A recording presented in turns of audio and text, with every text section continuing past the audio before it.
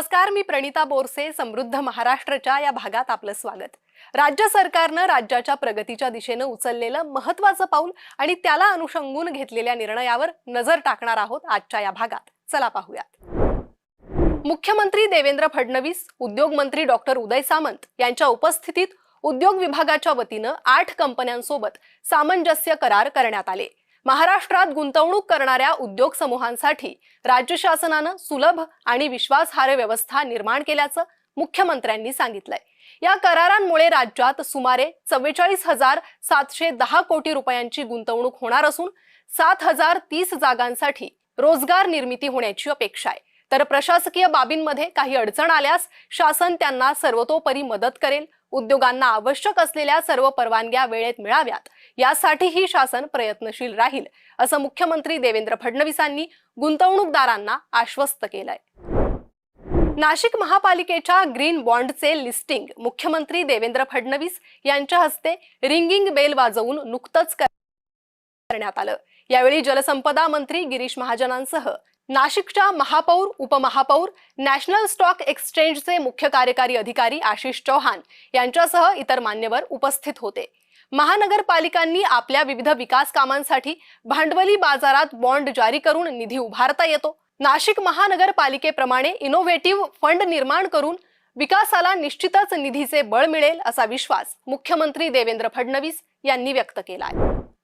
मुंबई महानगर क्षेत्रातील शासकीय महिला कर्मचाऱ्यांसाठी कम अर्ली गो अर्ली ही सवलत देण्याची महत्त्वपूर्ण घोषणा उपमुख्यमंत्री सुनेत्रा अजित पवार यांनी नुकतीच केली आहे. महिलांच्या सर्वांगीण विकासासाठी राज्य शासन कटिबद्ध असल्याची ग्वाही देत राज्यातील महिलांना योग्य सन्मान, संधी आणि सुरक्षितता देणारा समाज घडवण्याचा संकल्प अधिक दृढ करण्याचं आवाहनही त्यांनी यावेळी केलंय. मुंबई महानगर क्षेत्रातील महिला कर्मचारी सकाळी 9:15 ते 9:45 दरम्यान कार्यालयात लवकर येऊन जितकी मिनिटं आधी कामकाज करतील तितकीच मिनिटे संध्याकाळी कार्यालयातून लवकर निघण्याची म्हणजेच सुमारे 30 मिनिटांची सवलत देण्यात येणार आहे. या निर्णयामुळे गर्दीच्या वेळेत महिलांची होणारी गैरसोय कमी होऊन त्यांना मोठा दिलासा मिळणार आहे. मुंबई महानगर क्षेत्रातील शासकीय महिला कर्मचाऱ्यांसाठी शासनाने एक महत्त्वपूर्ण निर्णय घेतलेला आहे. कम अर्ली गो अर्ली या संकल्पनेअंतर्गत मुंबई महानगर क्षेत्रातील महिला कर्मचाऱ्यांना सकाळी 9:15 ते 9:45 या दरम्यान कार्यालयात लवकर घेऊन जितकी मिनिटे आधी कामकाज करतील तितकीच मिनिटे संध्याकाळी कार्यालयातून लवकर निघण्याची म्हणजेच 30 मिनिटांची सवलत देण्यात येईल. आयडिया मुंबई आणि गृहनिर्माण विभाग आयोजित आयडिया एक्स्पो 2026 या पायाभूत सुविधा आणि बांधकाम क्षेत्रातील प्रदर्शनाचं उद्घाटन उपमुख्यमंत्री एकनाथ शिंदेंच्या हस्ते नुकतंच करण्यात आलं. महाराष्ट्र देशाच्या आर्थिक आणि औद्योगिक विकासाचं इंजिन असून राज्याला जागतिक स्तरावर नेण्यासाठी पायाभूत सुविधा, उद्योग, गुंतवणूक आणि गृहनिर्माण क्षेत्रात मोठ्या प्रमाणावर काम सुरू आहे. अलीकडेच राज्याचा अर्थसंकल्प सादर झालाय. हे केवळ बजेट नसून 2047 पर्यंतच्या बिल्डिंग महाराष्ट्र, बिल्डिंग इंडिया या दृष्टिकोनाची झलक आहे, असं उपमुख्यमंत्री एकनाथ शिंदे यांनी यावेळी सांगितलंय. आंतरराष्ट्रीय महिला शेतकरी वर्ष 2026 आणि जागतिक महिला दिनानिमित्त महाराष्ट्र शासन व महाराष्ट्र विधानमंडळ यांच्या संयुक्त विद्यमाने महिला शेतकऱ्यांचं सक्षमीकरण या विषयावर सर्वपक्षीय महिला विधानमंडळ सदस्य आणि तज्ज्ञांच्या सहभागातून विशेष चर्चासत्र पार पडलं. महाराष्ट्राच्या शेती क्षेत्रात महिलांचं योगदान अनन्यसाधारण आहे. आता ही शेती खऱ्या अर्थाने महिलांच्या नेतृत्वाखाली नव्या पर्वात प्रवेश करते.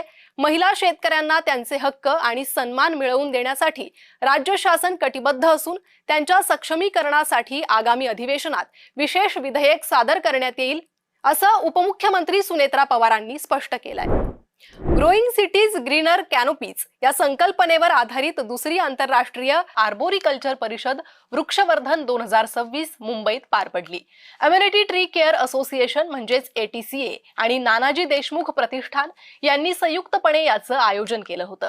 पर्यावरण संवर्धन आणि विकास यांचा समतोल साधण्यावर राज्य शासनाचा भर आहे. राज्यात वृक्ष आणि वनक्षेत्राचं प्रमाण वाढवण्यासाठी मिशन मोडमध्ये तब्बल 300 कोटी वृक्ष लागवडीचा संकल्प राज्य शासनानं केला असून यासाठी विज्ञान आणि तंत्रज्ञानाचा आधार घेत व्यापक कार्यक्रम राबवला जाणार असल्याचं मुख्यमंत्री देवेंद्र फडणवीस यांनी मुंबईत आयोजित दुसऱ्या आंतरराष्ट्रीय आर्बोरिकल्चर परिषदेत मार्गदर्शन करताना स्पष्ट केलंय. समृद्ध महाराष्ट्राच्या आजच्या या भागात एवढंच. पुन्हा भेटूयात नवीन घडामोडी आणि महत्त्वपूर्ण निर्णयांबाबतच्या नवनव्या बातम्यांसह पुढील आठवड्यातील समृद्ध महाराष्ट्र या आमच्या कार्यक्रमात. तूर्त एवढंच.